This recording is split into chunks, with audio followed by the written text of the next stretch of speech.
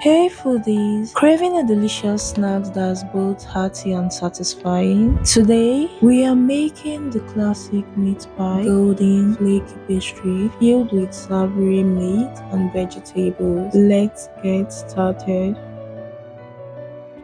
You start by sieving your flour in a bowl. The list of ingredients and measurements will be in the description box below. Shout out to Bible Boots Hub all the way from Australia. Thank you. Shout out to ex Rina all the way from London. I appreciate. After sieving your flour, now it's time to add your cold butter. Emphasis on cold butter if you want that flaky texture. Rub it in gently. Do not overmix. Enjoy the process.